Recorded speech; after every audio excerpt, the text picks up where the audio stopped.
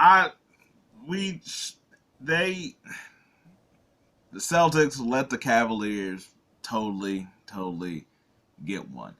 Uh, and I figured I thought maybe it'd be a gentleman's sweep. Then I sort of felt like I took it back, thinking that, I was like, I figured that maybe Mitchell could go crazy, but I don't know if they'd be able to pull one off. Well, hey, they have me in a different type of view because they certainly did.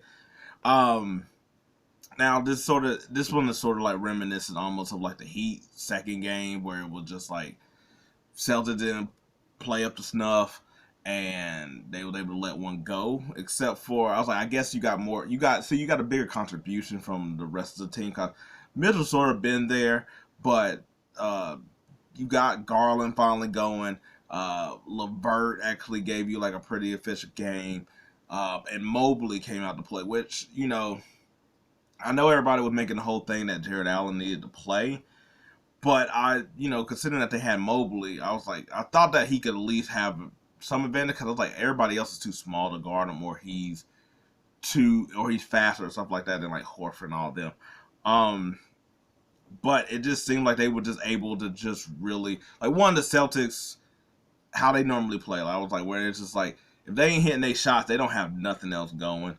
I was like, Mitchell didn't even go like crazy. Like he didn't even get 30, but it was just impactful of just like when he scored, how the pace of the game, um, and really just Mobley sort of just I feel like them running kind of like not necessarily like running through him, but the way he was involved sort of like dictated the whole way that the game got played instead of just Mitchell trying to go 1 versus 5 against him the whole time. Um, I wouldn't. I was like, I wouldn't say this is something where I'm like the Cavaliers couldn't necessarily win again just because I'm like they like I feel like the whole team would have to get this, and I don't think Mitchell could be this low in scoring. I know it's not like low, but you get what I'm saying. Um, I'm like considering that you didn't get a good game out of nobody for the Celtics. Um, but I will say that this is one of those things with the Celtics where it's like they always give a game or something or two. Like if Cleveland gets another game, that's where I'll be more impressed in a way where I'm like, okay, we might actually be talking about something. But uh, yeah, no, I was like, I think it was just a bad shooting night. Don't get me wrong, I was like the way White been playing too. I was like he was so high the last game to being like pretty just pedestrian here that I'm like, okay, so he'll come back in the middle. Brown should have been a little bit more consistent. Tatum, I was like, which I mean, they're going to start being if they're not, they're going to be like some weird conversations with that where it's like, how we're gonna start feeling different. I was like, I mean, don't get me wrong, it's sort of there, but the feeling of Tatum and this is like anyway. But no, good old Cleveland getting the game. I was like, I would like to see how the third game goes, just because Celtics normally come back and respond pretty well after a loss when they've had them. I mean, I know the playoffs had been like them losing like that or nothing like that in a way that did a lot of evidence to it. I'm just saying that I was like, I see them responding differently just because you got to hit some of your shots. I was like that's sort of what the like. I mean, I know that's most of the time in the playoff, but that's sort of how these games all have been. It's just shot making a lot more just because everybody's just shooting threes. So I was like, you get a couple more threes in. I was like they'll be able to win. They really wasn't getting blown out the way the score showed. Uh, yeah, I was like it's just that if it's like just go to the basket a couple of times. That's all. We not asking for much. Um, but the other game, Dallas Thunder, Dallas was able to get the victory here.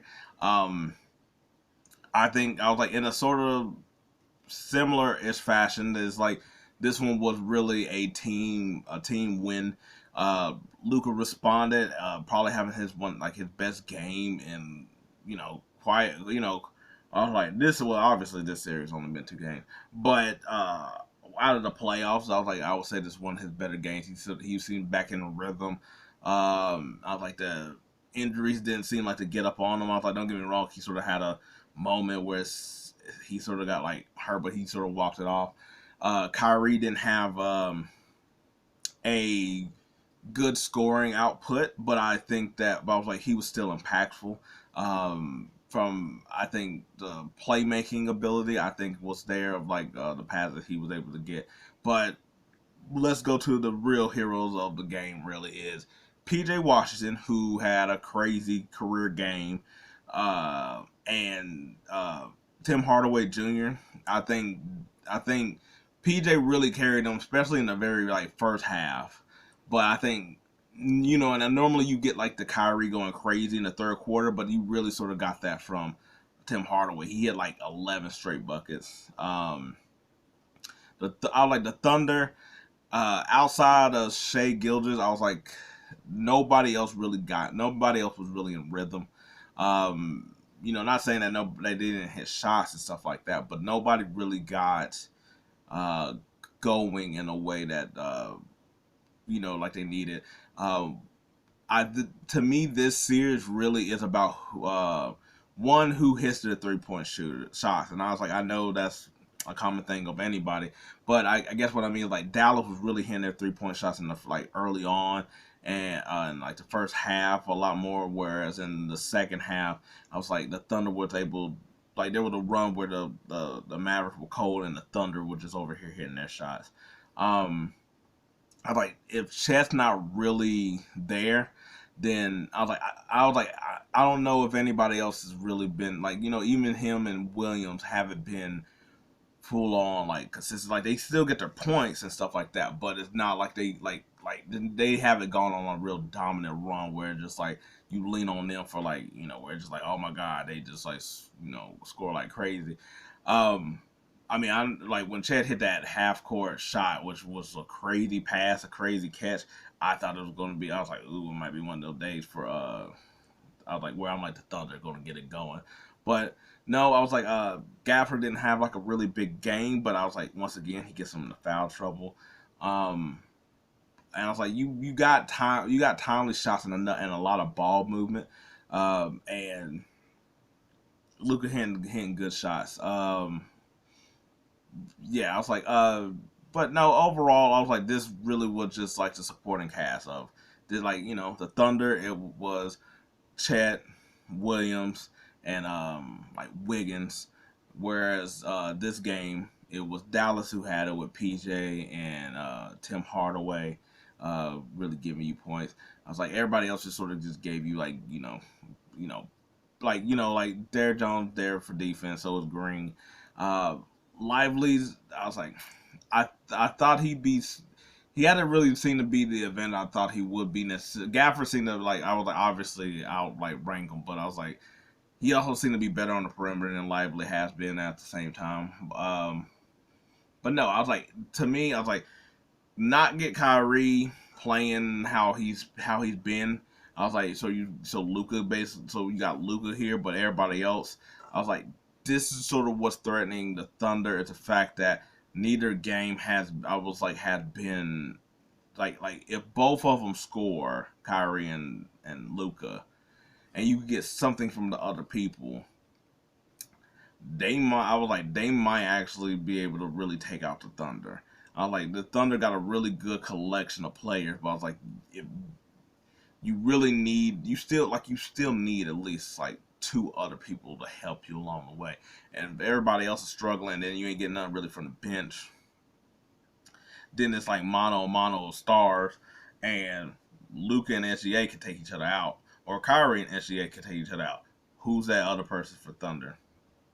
You know, but let's all be honest. Like maybe like next game, Tim Hardaway might not step up like how he did either. So we might have to have more from Kyrie or PJ. I was like, if PJ goes off like this, I was like that'd be more shocking. I was like, he could hit those threes and stuff like that. And he's been really good on like mid range, going to the basket type stuff. So I was like, I was like, this one really seems like it's going to be who else comes along.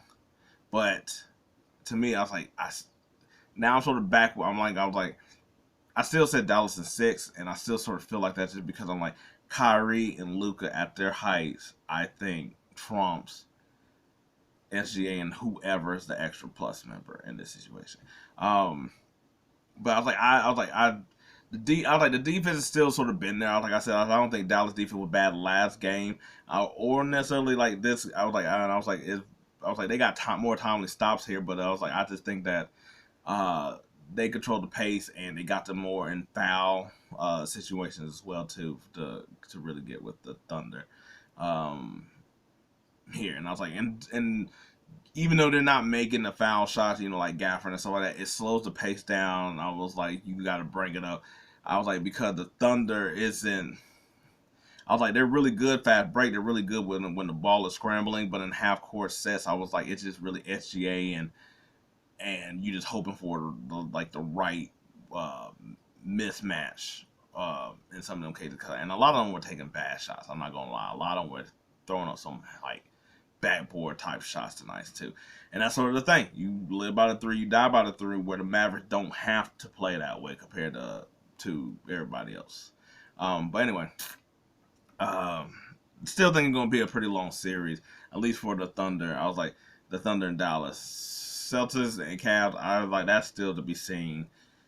Because we could say gentleman sweep, but I don't think the Celtics could lose another one. And we also wouldn't be shocked either at that. But hey, until next time, out.